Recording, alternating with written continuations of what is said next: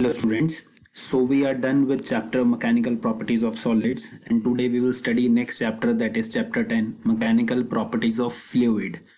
Now all of you must know that what is the difference between solids and fluids. So solids is basically which have definite shape, definite volume. Solids में हमने यही पढ़ा है. अब fluids की बात करेंगे. फ्लूइड्स क्या होता है? जनरली नोशन होती है हमारी कि fluids is basically liquids, but fluids क्या है? जो चीज फ्लो करती है. लिक्विड भी फ्लो करती है, गैस भी फ्लो करती है. अगर गैस का कंटेनर खोलते तो गैस भी तो इजिली ट्रांसमिट करेगी ना एयर में, गैस भी फ्लो करेगी. तो fluids is basically substance which can flow. Clear? So fluids are the substances which can flow. Example liquid and gases. It does not possess definite shape. उनकी कोई particular definite shape नहीं होती. क्या नहीं होती? Fluids do not have finite shape. कोई definite shape नहीं होती. वो कंटेनर की शेप ले लेते हैं. अगर हम ग्लास, लिक्विड की तो कोई शेप नहीं है ना. हम एक ग्लास में लिक्विड डालेंगे या एक बकेट में लिक्विड डालेंगे तो उसी की शेप ले लेंगे, कंटेनर की, बट उनकी कोई पर्टिकुलर अपनी शेप नहीं होती. तो फ्लूइड्स में लिक्विड की भी बात करते हैं हम और गैसेस की भी बात करते हैं.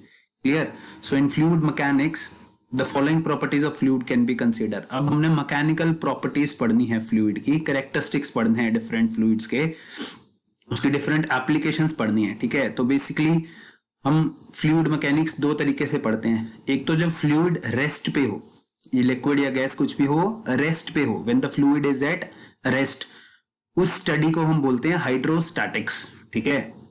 जैसे हम पढ़ते हैं ना स्टैटिक्स, डायनामिक्स, काइनेमेटिक्स, ऐसे ही जब फ्लूइड रेस्ट पे हो तो फ्लूइड की रेस्ट की प्रॉपर्टी को हम क्या बोलते हैं? Hydrostatics. And when fluid is in motion it is called hydrodynamic. तो हाइड्रोस्टैटिक में भी कुछ एप्लीकेशंस पढ़ेंगे हम. आपने 9th क्लास में पढ़ा होगा, आर्किमिडीज प्रिंसिपल पढ़ा होगा. That is hydrostatics. Liquid rest पे है. ठीक है ना? हम बकेट में कोई जार डालते हैं, कोई मग डालते हैं, तो उस पे बोयेंट फोर्स लगती है, वो वापस ऊपर आता है. That is hydrostatic. ठीक है? और एरोप्लेन कैसे फ्लाई करता है, कैसे टेक ऑफ होता है, ठीक है ना? एरोप्लेन कैसे टेक ऑफ होता है, that is hydrodynamics when the fluid is in motion. उसके बारे में भी हम बात करेंगे. बर्नौलीज थ्योरम पढ़ना है, उसके बेसिस पे हम बताते हैं कि एरोप्लेन कैसे टेक ऑफ करता है. So when the liquid is in motion it is called hydrodynamics. So अब हम कुछ डेफिनेशंस पढ़ेंगे और चैप्टर को आगे बढ़ाएंगे. So what is thrust? Class 9th में आपने पढ़ा होगा थ्रस्ट क्या होता है. थ्रस्ट इज बेसिकली, जब भी लिक्विड कोई भी कंटेनर में पड़ा है ना, उसके साथ कोई भी सरफेस है, वो सरफेस पे हमेशा फोर्स लगाता है.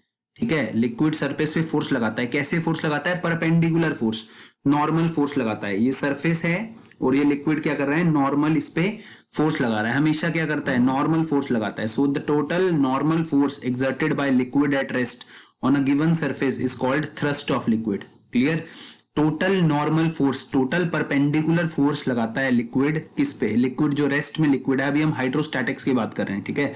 So the total normal force exerted by liquid at rest on a given surface. किसी भी सरफेस पे, कोई भी कंटेनर है उसकी सरफेस पे सपोज लिक्विड जितना परपेंडिकुलर फोर्स लगाता है, नॉर्मल फोर्स लगाता है, उस फोर्स को हम क्या बोलते हैं? थ्रस्ट बोलते हैं. ठीक है? ये भी एक फोर्स है, बस क्या है? किसी एक डायरेक्शन में फोर्स है, परपेंडिकुलर फोर्स है. ठीक है? तो उसकी एसआई यूनिट क्या होगी? फोर्स जैसी होगी. तो SI unit of thrust is Newton. क्या होगी एसआई यूनिट थ्रस्ट की? Newton. Clear? Next is pressure. ये भी पढ़ा है आपने क्लास 9 में. What is pressure? प्रेशर आपने पढ़ा होगा, force per unit area is pressure, force upon area. इतना ही पढ़ा है आपने प्रेशर. फोर्स कौन सा फोर्स होता है? फोर्स जैसे हमने थ्रस्ट पढ़ा, फोर्स होता है perpendicular force liquid at rest पे. ठीक है? The normal force exerted by a liquid at rest per unit area of surface in contact with it is called hydrostatic pressure. Pressure या hydrostatic pressure. Hydrostatic word क्यों use किया? क्योंकि हम liquid at rest की बात कर रहे हैं. क्लियर? तो अब क्या है, हम सिंपली बोल देते थे ना क्लास 9th में, force per unit area, force per unit area. Force कैसा है? नॉर्मल फोर्स है, perpendicular force on any surface in contact of liquid per unit area is called pressure और हाइड्रोस्टैटिक प्रेशर. हाइड्रोस्टैटिक प्रेशर मतलब liquid क्या है? Rest पे है. ठीक है? तो याद रखना है, फोर्स पर यूनिट एरिया नहीं, force perpendicular force per unit area, normal force. ठीक है? F is the force acting on the surface area S. so pressure P, capital P से डिनोट करते हैं, that is equal to force upon area. आपने पढ़ा है class 9th में. बस फोर्स कैसा है? नॉर्मल फोर्स, परपेंडिकुलर फोर्स है. Clear? So smaller is the area on which force acts, greater is the pressure. जितना स्मॉल एरिया होता है उतना प्रेशर ज्यादा होगा, इनवर्सली प्रोपोर्शनल है। फॉर अ पर्टिकुलर फोर्स, अगर for a particular force constant है तो प्रेशर और एरिया कैसे हैं, इनवर्सली प्रोपोर्शनल है। So smaller is the area on which force acts, greater is the pressure. जितना कम एरिया है उतना ज्यादा क्या है, प्रेशर। ऐसा यूनिट ऑफ प्रेशर इज, ऐसा यूनिट क्या होगी, फोर्स पर यूनिट एरिया है, फोर्स पर यूनिट एरिया। क्या लिख सकते, फोर्स क्या होते हैं, न्यूटन, एरिया की मीटर स्क्वायर, तो न्यूटन पर मीटर स्क्वायर भी होती है। क्लियर। जनरली हम उसको न्यूटन पर मीटर स्क्वायर को क्या बोलते हैं, पास्कल, PASCAL, पास्कल, PA से डिनोट करते हैं, small form. So SI unit of pressure is pascal, और न्यूटन पर मीटर स्क्वायर, CGS यूनिट क्या होगी, न्यूटन की जगह क्या आ जाएगा, डाइन पर centimetre square. And what is the dimensional formula, आपको सब क्वांटिटीज का डायमेंशनल फॉर्मूला निकालना आना चाहिए। फोर्स का डायमेंशनल फॉर्मूला लिखो, एरिया का लिखो, डिवाइड कर दो, that is ml-1 t-2, that is the dimensional formula of pressure. So pressure is normal force acting per unit area. अब सिंपल फोर्स नहीं करना, नॉर्मल फोर्स। अब एक ही डायरेक्शन में फोर्स है, ठीक है ना, नॉर्मल फोर्स। तो प्रेशर कैसी क्वांटिटी है, स्केलर या वेक्टर। आप बोलोगे सर फोर्स तो वेक्टर क्वांटिटी है, एरिया स्केलर क्वांटिटी है, तो प्रेशर वेक्टर क्वांटिटी होना चाहिए, है ना, फॉर्मूला के हिसाब से। बट हम इसमें बात कर रहे हैं नॉर्मल फोर्स, परपेंडिकुलर फोर्स, एक ही डायरेक्शन में फोर्स की बात कर रहे हैं। तो उस पर्टिकुलर डायरेक्शन के लिए फोर्स कैसी क्वांटिटी हुई, स्केलर क्वांटिटी हुई ना, एक ही डायरेक्शन, डिफरेंट डायरेक्शन की तो बात ही नहीं कर रहे, सिंगल डायरेक्शन में उसका मैग्नीट्यूड एक पर्टिकुलर डायरेक्शन में ले रहे हैं। सो pressure is a scalar quantity. Pressure कैसी क्वांटिटी है, स्केलर, क्योंकि हम फोर्स एक पर्टिकुलर डायरेक्शन नॉर्मल फोर्स की बात कर रहे हैं और एरिया एक स्केलर क्वांटिटी है, तो प्रेशर भी क्या है, scalar quantity. Clear. Next we will study application of pressure। अब प्रेशर की कुछ एप्लीकेशंस, क्या एप्लीकेशंस होंगी प्रेशर की, वन बाय वन स्टडी करते हैं। आप डेली लाइफ में सब पढ़ते हैं। First is nails. आपने नेल देखा, कील जिसे बोलते हैं, पेपर पिंस या ऑल पिंस होती हैं, are made to have pointed ends. कभी सोचा उसके पॉइंटेड एंड्स क्यों होते हैं, जो पेपर पिंस हैं या नेल्स हैं उनके पॉइंटेड एंड्स क्यों होते हैं।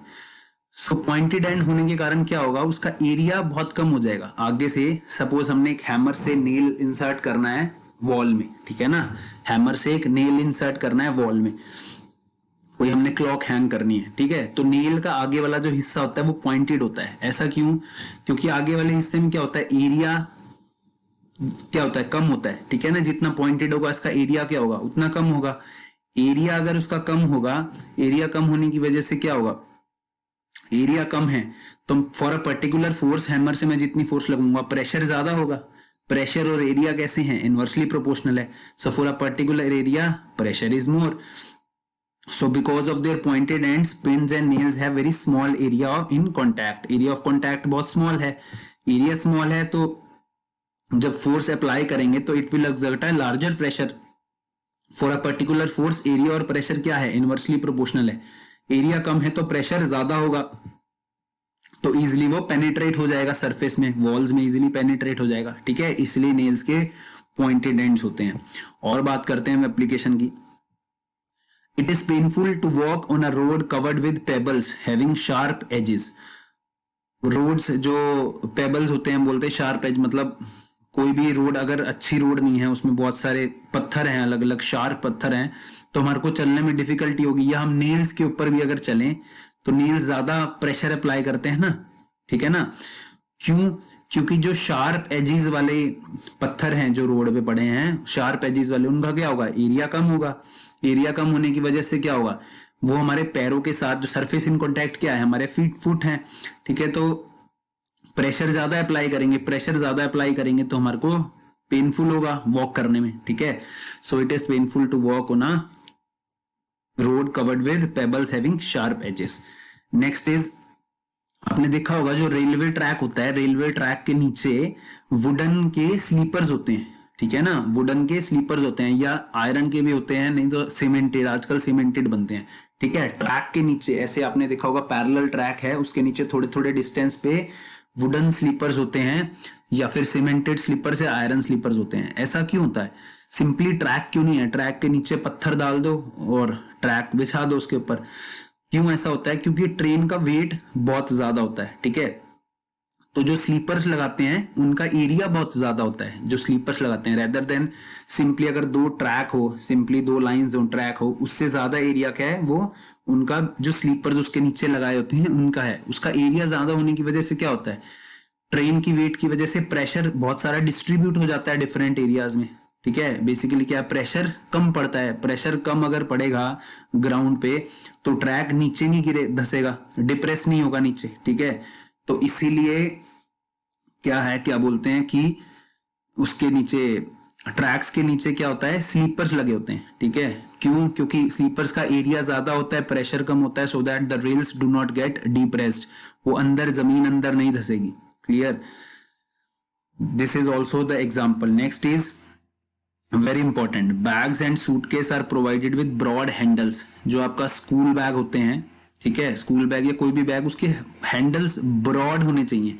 या कभी भी आप शॉपिंग करो तो ऐसा करना, उसमें फिजिक्स अप्लाई करके, कि उसका हैंडल ब्रॉड हो। ब्रॉड हैंडल होने की वजह से क्या होता है, जब उसको कैरी करोगे आप या शोल्डर पे उसका स्ट्रैप आएगा, ब्रॉड हैंडल होने की वजह से क्या होगा, उसका एरिया ज्यादा हो गया, कॉन्टैक्ट का एरिया ज्यादा हो गया, तो प्रेशर क्या होगा, कम लगेगा। ठीक है ना, तो हम इजीली कैरी कर पाएंगे। ठीक, तो कभी भी जब भी बैग लो, जब भी शॉपिंग करो, बैग लो, बैग हमेशा ऐसा लेना है कि उसका हैंडल ब्रॉड होना चाहिए। इतना भी ब्रॉड ना हो कि हमारे से इजीली हैंडल ना हो, मतलब हाथ में ना पकड़ा जाए, कैरी ना करा जाए, पर इतना पर्टिकुलर ब्रॉड हो शोल्डर के लिए या हैंड में कैरी करने के लिए कि आपको उसका एरिया इतना सफिशिएंट हो कि उसको प्रेशर कम लगे। ठीक है, जो ब्रॉड नहीं होते, नैरो हैंडल्स होते हैं, उनमें प्रेशर ज्यादा लगता है, तो हम इजीली कैरी नहीं कर पाएंगे। Clear, so these are some applications of pressure. Next is density and relative density. हमने थ्रस्ट पढ़ लिया, प्रेशर पढ़ लिया। Next is density and relative density. Density सबने पढ़ा हुआ है आपने। What is density? Density of a substance is defined as mass per unit volume of substance. Mass upon volume density होता है, मास पर यूनिट वॉल्यूम। सब्सटेंस का मास, substance की volume, दोनों को डिवाइड कर दो तो क्या आता है, डेंसिटी। डेंसिटी को हम डिनोट करते हैं रो से। This is rho, this is not pi, this is rho, Italian symbol rho, RHO, rho से डिनोट करते हैं। एसआई यूनिट डेंसिटी की क्या होती है, मास की एसआई यूनिट क्या होगी, केजी। वॉल्यूम की मीटर क्यूब, तो केजी पर मीटर क्यूब होगी डेंसिटी। और सीजीएस यूनिट क्या होगी, ग्राम पर सेंटीमीटर क्यूब। केजी पर मीटर क्यूब और ग्राम पर centimetre cube. Dimensional formula easily निकाल सकते हैं। मास का डायमेंशनल फॉर्मूला m, वॉल्यूम का क्या होता है, L क्यूब। वॉल्यूम का L क्यूब होता है ना, तो उसका डायमेंशनल फॉर्मूला क्या होगा, मास पर यूनिट वॉल्यूम का m1L-3। T0 भी लिख सकते हैं आप साथ में, कोई प्रॉब्लम नहीं। ठीक है, so this is density. Next is relative density. जब हम रिलेटिव वर्ड यूज करते हैं, रिलेटिव का मतलब होता है एक डेंसिटी दूसरे के हिसाब से, दूसरी डेंसिटी के हिसाब से, या एक क्वांटिटी दूसरी क्वांटिटी के हिसाब से, कोई भी रिलेटिव बात करते हैं तो relative density of a substance is defined as ratio of its density to the density of water at 4 degree Celsius. So relative density of substance को हम कैसे डिनोट करेंगे, that is density of substance upon density of water at 4 degree Celsius. किसी भी substance की density divide by density of water at 4 degree Celsius, that is relative density. अब यहाँ numerator में भी डेंसिटी है, डिनोमिनेटर में भी डेंसिटी है, तो रिलेटिव डेंसिटी को कोई यूनिट पूछे तो क्या होगा, कोई यूनिट नहीं होगी इसकी। और डायमेंशन होगी, नहीं, कोई भी डायमेंशन नहीं होगी। ये भी डेंसिटी है, ये भी डेंसिटी है, दोनों कैंसिल आउट हो जाएगा। So it has no units and no dimensions. It has no units and no dimension. ठीक है, so this is density and relative density. हमने थ्रस्ट पढ़ा, normal force acting on the surface is called thrust, normal force acting on the surface per unit area is called pressure. Clear, pressure की applications exam में जरूर पूछते हैं। Next is density and relative density. Density is mass per unit volume, relative density is density of substance upon density of water at 4 degree Celsius. Clear, next is Pascal's law. What Pascal law tell us, it tells us how the liquid is transmitted in the fluid. Liquid fluid में, जो fluid rest में fluid है, उसमें pressure कैसे transmit होता है liquid में। ठीक है, प्रेशर लिक्विड में कैसे ट्रांसमिट होता है, पास्कल्स लॉ वो बताता है। क्लियर, अगर एक जगह हम किसी एक बकेट में लिक्विड है, हम किसी एक पॉइंट पे प्रेशर को चेंज करेंगे तो वो इक्वली सारे पॉइंट पे चेंज होगा। क्लियर? तो ट्रांसमिट कैसे हो रहा है प्रेशर ये बताता है। और अगर हम ग्रेविटी के इफेक्ट को नेग्लेक्ट कर दें तो प्रेशर हर पॉइंट पे लिक्विड में क्या होता है, सेम होता है। लिक्विड एट रेस्ट पे, अभी भी जो भी हम बात कर रहे हैं वो लिक्विड एट रेस्ट की बात कर रहे हैं, हाइड्रोस्टैटिक की बात कर रहे हैं। So what Pascal's law says in definition, so it states that in an enclosed fluid in equilibrium, if an increase in pressure is produced in any part of liquid, then change in pressure is transmitted to all the parts of other liquid। जो मैंने बताया, अगर एक part में increase होगा, pressure change होगा तो सारे पार्ट में ट्रांसमिट हो जाएगा। और इसको एक और डेफिनेशन से बात करेंगे, the pressure exerted at any point on an enclosed liquid is transmitted equally in all direction. मतलब प्रेशर पूरे कंटेनर में, लिक्विड में, एक एनक्लोज्ड लिक्विड है, एनक्लोज्ड लिक्विड मतलब एक कंटेनर में लिक्विड पड़ा है और हम उस पर प्रेशर लगाते हैं तो प्रेशर सारे पार्ट्स में इक्वली ट्रांसमिट होगा, इक्वली डिस्ट्रीब्यूट होगा। That is Pascal's law. बहुत इंपॉर्टेंट है, इसकी आपको एप्लीकेशन जरूर आती है एग्जाम में। So consider an enclosed liquid, एक कंटेनर है, कंटेनर में एक लिक्विड एनक्लोज्ड है। Clear?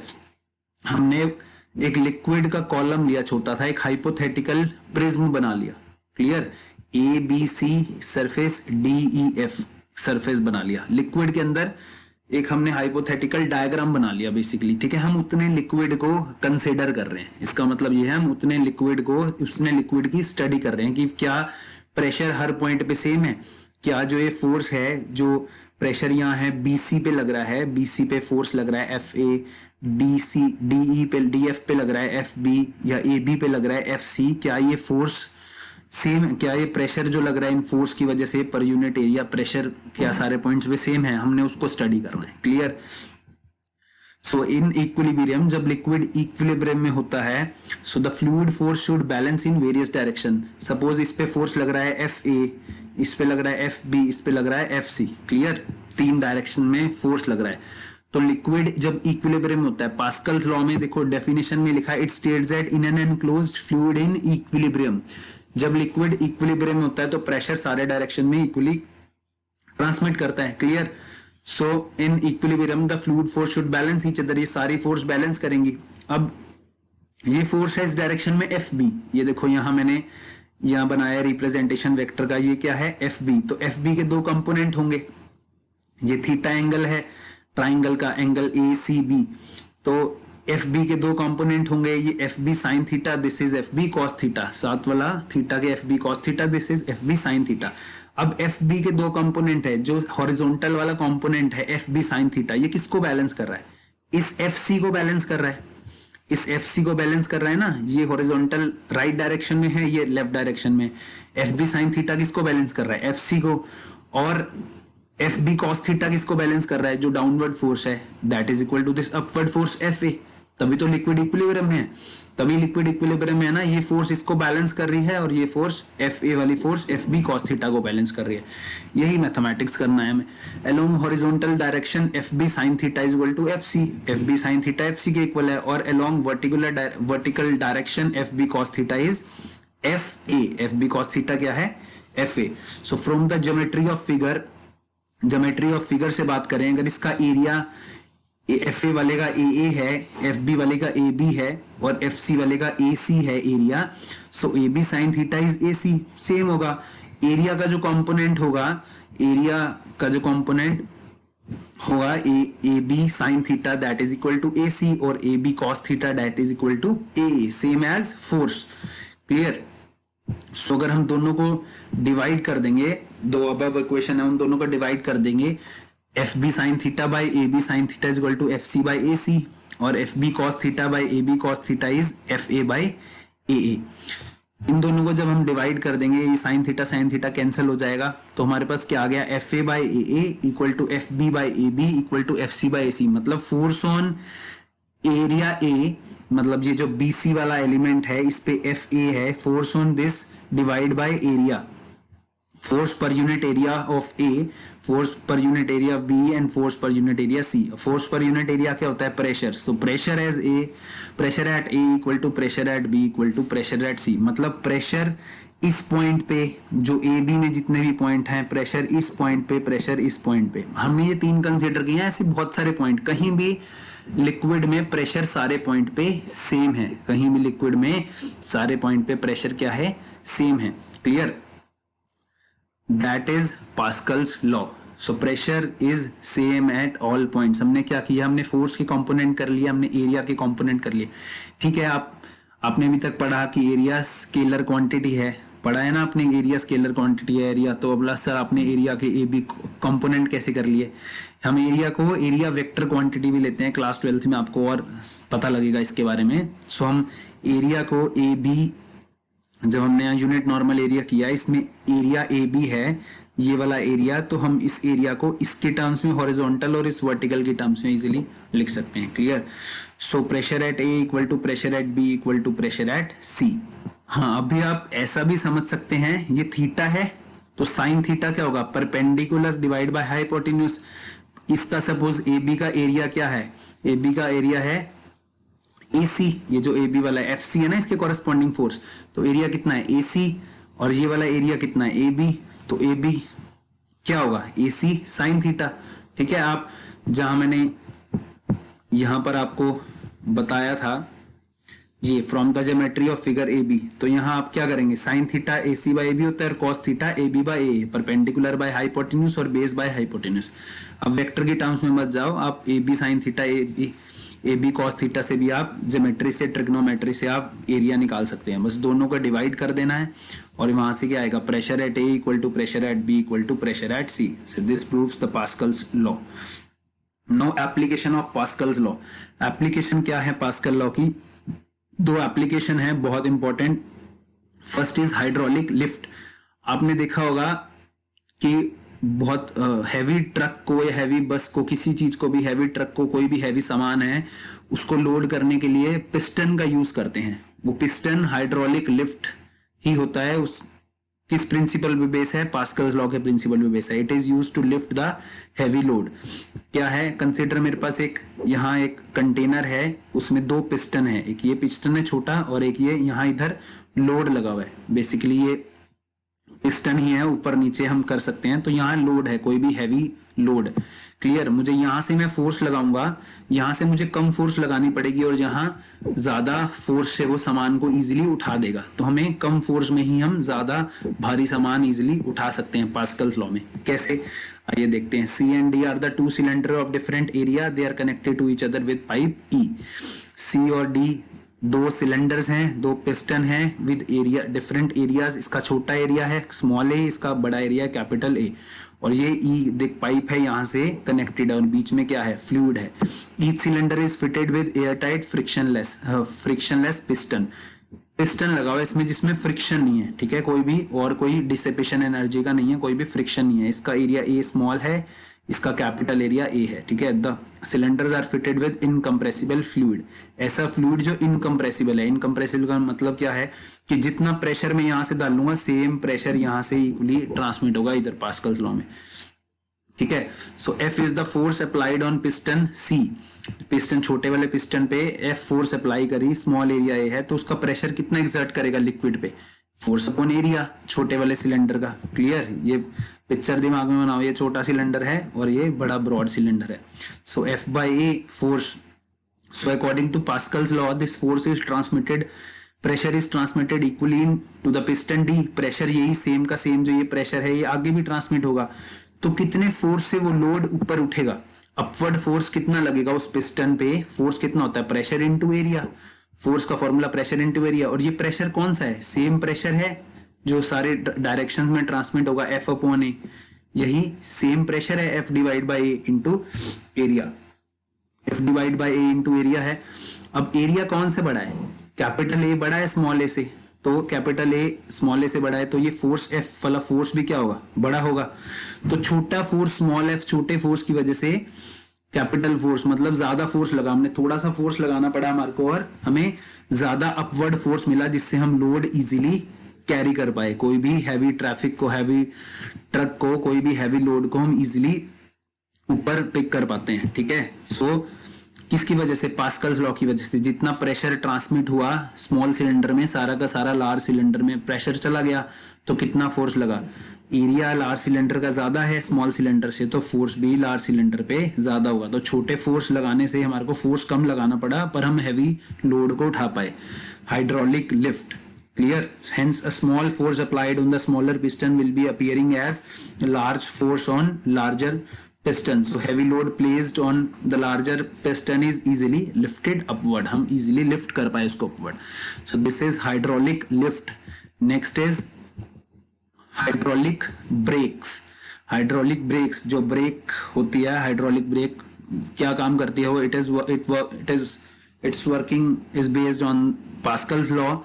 When the driver of the vehicle puts pressure on the brake pedal, brake लगाने के लिए सपोज कार में या बस में हमने ब्रेक लगाया पैडल पे, so the lever system operates, जो उसका लीवर सिस्टम है जहां हमने ब्रेक लगाई, लीवर है वो ऑपरेट करेगा। The piston P of master cylinder is pushed inwards.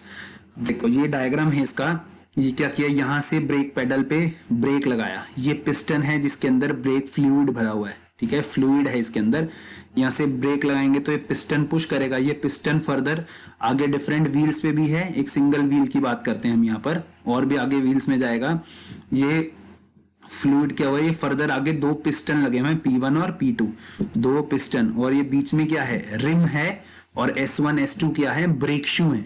S1 S2 क्या है, ब्रेक शू है, मतलब ब्रेक को जो रिम है, जो टायर का अंदर का रिम है, उस पे ब्रेक शू लगे होते हैं दो, उसके बाहर एक पिस्टन है, और वो फर्दर मास्टर सिलेंडर से जुड़ा है, ये मास्टर सिलेंडर है, clear? So the piston P of the master cylinder is pushed inward. ये जो P का ये मास्टर सिलेंडर है छोटा सा, इसको इनवर्ड पुश मिलेगा। There will be increase in pressure on liquid at P, तो इसका यहाँ से प्रेशर इंक्रीज हो जाएगा P लिक्विड में। ये P प्रेशर इक्वली ट्रांसमिट होगा बाकी के टायर्स में भी और यहाँ भी। ये जो लिक्विड है ये क्या करेगा, P1 पिस्टन को पुश करेगा और P2 पिस्टन को इक्वली दोनों को पुश करेगा नीचे की तरफ, यूं बाहर आउटवर्ड की तरफ पुश करेगा। जब ये आउटवर्ड की तरफ पुश होंगे, इसकी डिजाइनिंग ऐसी होती है कि आउटवर्ड की तरफ जब पुश होते हैं तो ये जो ब्रेक शूज हैं, ब्रेक शू क्या होते हैं, प्रेस होते हैं रिम के साथ प्रेस होंगे जैसे ही, तो क्या होगा, व्हील क्या होगा, रोटेट होना बंद हो जाएगा, फ्रिक्शन हो जाएगा, वहीं पर ब्लॉक कर देगा उसको। तो हम क्या करेगा, एक रिटार्डिंग फोर्स लगेगी जो व्हीकल को रोक देगी, क्लियर? और जैसे ही हम ये ब्रेक पेडल को छोड़ेंगे, वापस हटाएंगे, तो ये स्प्रिंग लगा होता है, स्प्रिंग पहले कंप्रेस हो जाएगा जब ये S1 S2 brake shoe compress होंगे। जैसे ही हम उसको छोड़ेंगे, स्प्रिंग उसको वापस अपनी जगह ले आएगा और वो रिम से अलग हो जाएगा और गाड़ी इजीली चलने लग जाएगी, clear? So this there will be increase in pressure on liquid. जब हमने इस पे पैर दबाया, प्रेशर लिक्विड में प्रेशर इंक्रीज हुआ। This increase in pressure is transmitted equally to P1 and P2 of wheel. P1 और P2 पिस्टन व्हील में आएगा। Due to it P1 and P2 move outward, they force the brake shoe to move away from each other. ये जो P1 P2 outward है, ये क्या करेंगे, brake shoe को प्रेस करेंगे बेसिकली, ठीक है ना, मूव अवे फ्रॉम, मतलब ये दोनों एक ब्रेक शू को प्रेस करेंगे। उसकी डिजाइनिंग ऐसी होती है। तो brake shoe press against the inner rim of wheel, wheel के इनर रिम पे ब्रेक्स लगेंगी, ब्रेक प्रेस करेंगे, hence retards the motion of the wheel. Brake shoe press होंगे उसके साथ तो व्हील के मोशन को रिटार्ड करेंगे, और जैसे ही हम छोड़ेंगे स्प्रिंग उसको वापस ले आएगा, clear? So this is hydraulic breaks. Hydraulic lift और हाइड्रोलिक ब्रेक दो एप्लीकेशंस हैं पास्कल लॉ की। आपका होमवर्क यही है। Question 1, explain the 2 applications of pressure used in daily life. दो डेली लाइफ में जो मैंने पढ़ाया उससे कुछ अलग प्रेशर की एप्लीकेशंस तो आपने बतानी है, and on which principle is applicable for hydraulic brake. Pascal's law हमने पढ़ा और उसकी वर्किंग आपको एक्सप्लेन करना है विद डायग्राम। बहुत इंपॉर्टेंट क्वेश्चन है, हाइड्रोलिक लिफ्ट हाइड्रोलिक ब्रेक आपके एग्जाम में जरूर पूछते हैं, ठीक है? पास्कल्स लॉ पे बेस है कि प्रेशर सारी डायरेक्शंस में इक्वली ट्रांसमिट होता है, clear? So this is all about today. Next we will study in next lecture. Thank you.